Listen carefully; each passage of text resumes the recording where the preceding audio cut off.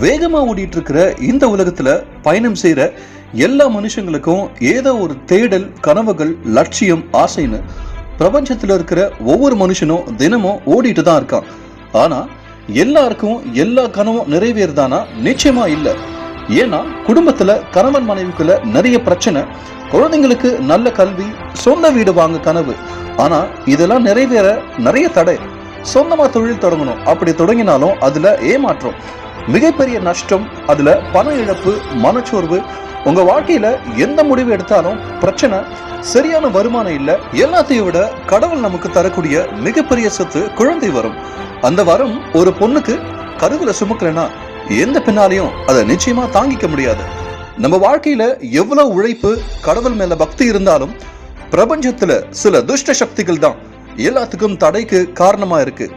ஆனா துஷ்ட சக்திகளை விரட்டக்கூடிய சக்தி நம்மள படைச்ச பிரம்மனுக்கும் பஞ்சபூதங்களையும் தன்னுள் வசப்படுத்தி ஸ்ரீ கருவூரா சித்தர் எழுதியார் இல்லையா பஞ்சமுக இயந்திரம், உங்க வாழ்க்கையில மிகப்பெரிய மாற்றத்தை கொண்டு வர முடியும்.